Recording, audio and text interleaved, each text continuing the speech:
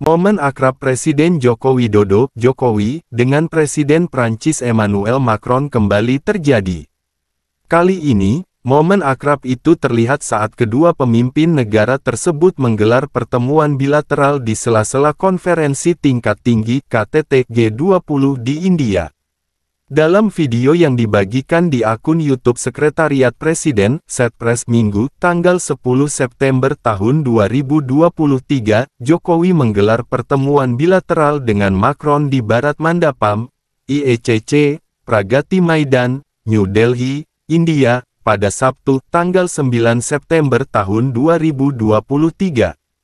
Jokowi dan Macron tampak mengenakan setelan jas. Jokowi terlihat menyapa Macron. Jokowi dan Macron kemudian berjalan bersama menuju pertemuan bilateral. Keduanya bersalaman dan duduk di kursi yang telah disediakan. Jokowi tampak didampingi Menko Marves Luhut Binsar Panjaitan, Menlu Retno Marsudi, Menkes Sri Mulyani, Menko Perekonomian Airlangga Hartarto, Mendak Zulkifli Hasan, hingga Mensesnek Pratikno. Dalam pertemuan itu, Jokowi mengapresiasi Prancis yang membawa calon investor IKN ke Indonesia. Terkait investasi di sektor strategis, saya menghargai Dubes Prancis untuk Indonesia telah bawa calon investor Prancis ke IKN dan menghasilkan 4 LOI, Letter of Intent, untuk dukung pembangunan IKN, ujar Jokowi.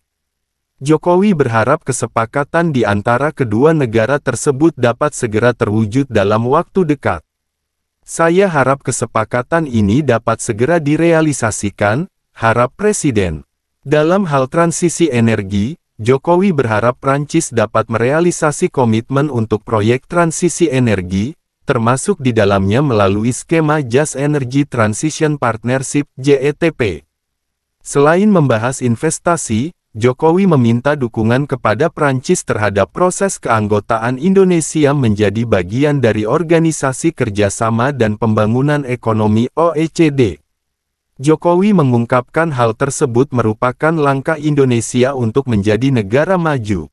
Kami telah lakukan berbagai reformasi ekonomi sejalan dengan persyaratan keanggotaan OECD, tuturnya. Sejalan dengan hal tersebut, Jokowi meminta kepada Macron untuk dapat berbagi pengalaman mengenai cara kerja hingga optimalisasi manfaat sebagai anggota OECD. Jokowi pun turut menyampaikan apresiasi kepada Prancis yang telah memperlihatkan fleksibilitas posisi atas tindak pelecehan simbol agama dan kitab suci dalam konsep deklarasi G20. Ini isu yang sangat penting bagi Indonesia. Tindak pelecehan tersebut sangat melukai hati umat Muslim dan tidak dapat dibenarkan, tegas Jokowi. Setelah selesai pertemuan, Macron dan Jokowi pun nampak berjalan bersama lagi. Macron terlihat merangkul Jokowi dan berbincang-bincang. Bahkan sesekali, mereka tertawa bersama.